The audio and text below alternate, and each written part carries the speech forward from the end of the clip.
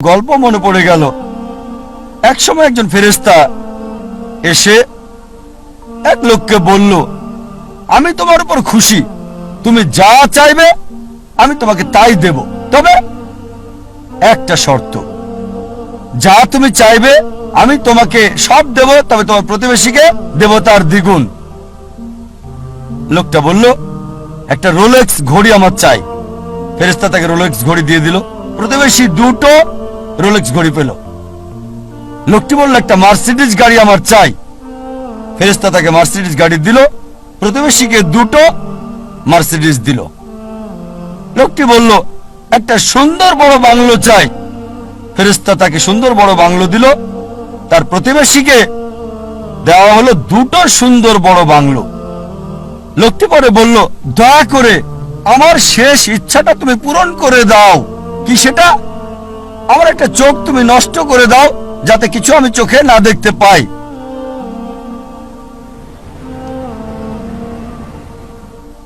চিন্তা করেন, সে তার নিজের চেয়ে প্রতিবেশীকে নিয়ে বেশি ব্যস্ত। তার জীবন সহজ কিন্তু জটিল সেটা ভাবছে না সে।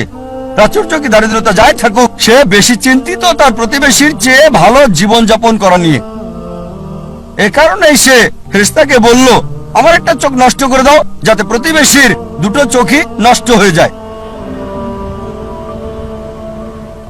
এভাবে আমরা প্রতিবেশী কেন্দ্রিক। নিজে সুখী কিনা ভাবছে না, দেখতে পারবে কিনা সেটাও ব্যাপার না। যেহেতু প্রতিবেশী সম্পূর্ণ অন্ধ হবে, তাই একটা চোখ হারাতে কোনো আপত্তি নাই। প্রতিবেশী কেন্দ্রিক। কিছু লোক বন্ধু কেন্দ্রিক, কিছু আবার শত্রু কেন্দ্রিক। তারা বেশি চিন্তিত তার শত্রু কি করছে সেটা নিয়ে। শত্রু কি চিন্তা করছে আমার ব্যাপারে তা নিয়ে পরিকল্পনা করে। শত্রু যদি এটা করে আমি ওটা করব। সব সময় সারা জীবন চিন্তা করে এভাবে শত্রুরা কি করছে। এটা আপনি পাবেন বিভিন্ন ক্ষেত্রে। ব্যবসায়ী চিন্তা করছে তার শত্রুর ব্যাপারে, ছাত্র চিন্তা করছে শত্রুর ব্যাপারে। তারা যা চিন্তা করে তার প্রতিরোধ চিন্তা করে। শত্রু যা চিন্তা করছে তার প্রতিরোধমূলক চিন্তা। বেশিরভাগ সময় তারা কাটায় শত্রুর মোকাবেলার চিন্তা করে। তাদেরকে একটা সুন্দর শান্তির উপদেশ দিতে চাই, যা আমি অনুসরণ করি। যদি কেউ আপনার দিকে পাথর ছুঁড়ে মারে, নিজেকে এতটা উঁচুতে নিয়ে যান যাতে পাথর আপনাকে ছুঁতে না পারে। কেউ আপনার দিকে ঢিল ছুঁড়ে মারলে নিজেকে এমন উঁচুতে নিয়ে যান যাতে পাথর আসতে না পারে। তাহলে প্রতিযোগিতার প্রশ্ন আসবে কি করে? আপনার বিরুদ্ধে শত্রুর পরিকল্পনার সুযোগ আসবে কি করে? আরেকটা উপদেশ, যদি কেউ ইট ছুঁড়ে মারে আপনার দিকে, এই ইট দিয়ে ঘর তৈরি করেন আপনি। স্কুলে শিখতাম মার্শাল আর্ট, কেরাতি, জুডো। যদি বড় কেউ আপনাকে ধাক্কা দেয়, কি করতে হবে? সাইড স্টেপ নিতে হবে। তার শক্তি কাজে লাগিয়ে তাকে ফেলতে হবে, তার শক্তির ব্যবহার। কেউ যখন আপনাকে ইট মারবে, সেই ইট দিয়ে ঘর তৈরি করেন। কিছু লোক সুনাম কেন্দ্রিক। তারা সুনাম চায়, মূল উদ্দেশ্য খ্যাতি পাওয়া। যে কোনো অনৈতিক কাজ করতে প্রস্তুত, নিয়মকানুন বিসর্জন দিতে পারে। কিছু লোক তারা হচ্ছে ভোগবাদী। তারা সম্পদ কেন্দ্রিক। সব সময় চিন্তা করে অর্জন কি, কত সম্পদ করেছে, তারা কি পড়ে। আর এটা কমন, খুবই কমন মানুষের মধ্যে, বিশেষ করে ধনীদের মধ্যে। বন্ধুদের সাথে দেখা হলে গল্প শুরু করে, কোন ব্র্যান্ডের ঘড়ি পরেছো? এটা কি ট্যাগ হিউর নাকি ওমেগা? ও, এটা রোলেক্স। ফিতাটা কিসের? আয়রনের নাকি চামড়ার? বেসালটা কি? ও, কোন ধরনের ডাল? Gold plated, diamond stone? ও, কারুকাজ করা, পার্টি ফিলিপ।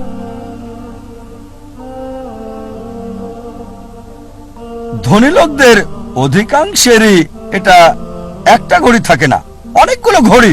আর চিন্তা করে, ঠিক আছে আজকে এই ঘড়িটা পরলাম, পরের দিন পরবো না বন্ধুদের কাছে যাওয়ার সময়।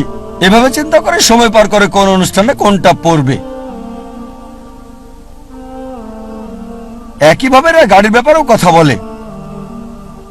তোমারটা কি গাড়ি? BMW, Mercedes, Porsche, Rolls Royce, Maybach, Bentley, designer, এভাবে সময় কাটায়, প্রায় করে থাকে, যেহেতু এটা তাদের আইডেন্টিটি। এই ঘড়ি না পড়লে তাদের কে চিনবে? এই গাড়িতে না চড়লে, মার্সিডিজ বা বিএমডাব্লিউতে না চড়লে তাদের কে চিনবে? এটা আইডেন্টিটি।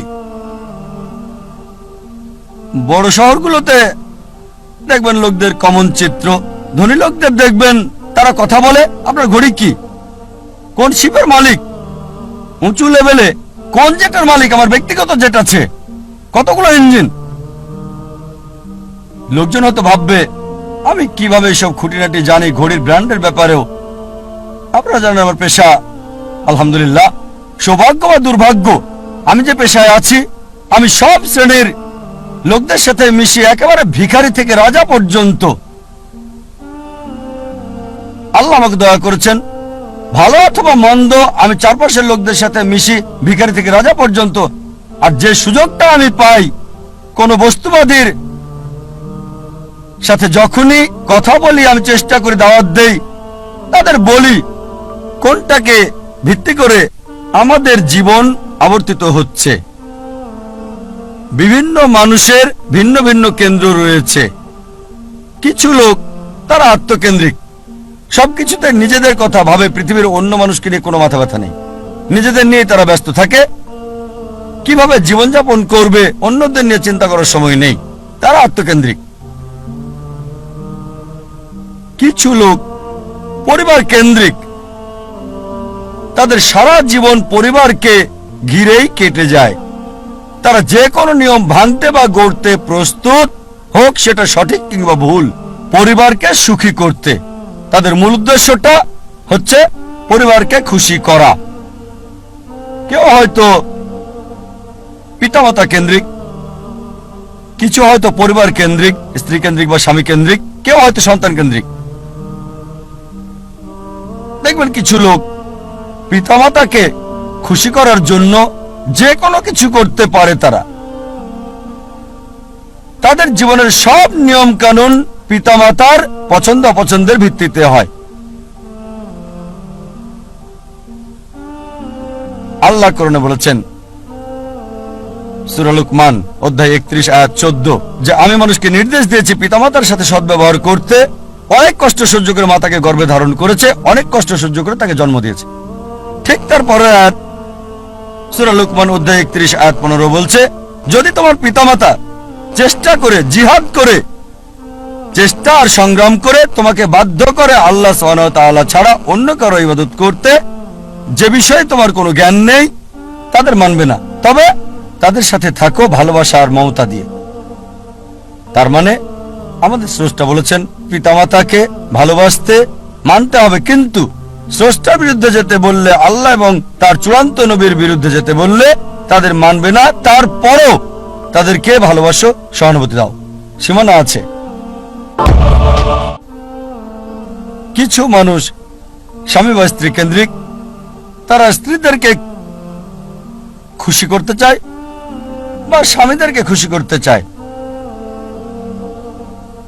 আর ধরেন কারো স্ত্রী খুবই দামি ডায়মন্ড নেকলেস চাইল, তার দেওয়ার সামর্থ্য নেই, সে কি করলো?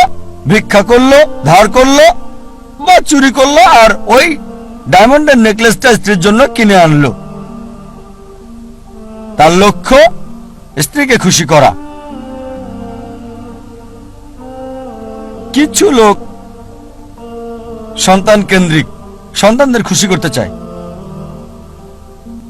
অনেক সময় দেখা যায় হয়তো কারো ছেলে বিদেশে গিয়ে লেখাপড়া করতে চায়, সে যে বিষয়ে ভর্তি হতে যাচ্ছে সেটা অপ্রয়োজনীয়, এটা তাকে দুনিয়াতেও সাহায্য করবে না, আখিরাতেও সাহায্য করবে না। তারপর কারণ ছেলে বিদেশে পড়তে চায়, এই লোক সম্পত্তি বন্ধক রাখে এবং ছেলেকে আমেরিকাতে পাঠায় আর বলে আমার ছেলে তো আমেরিকায় পড়ছে, যদিও তার লক্ষ্যটা হচ্ছে সে ছেলেকে আমেরিকাতে পড়াবে।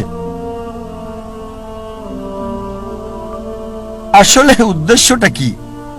জীবনটা কোন কেন্দ্রিক? কিছু লোক যারা হচ্ছে সমাজ কেন্দ্রিক।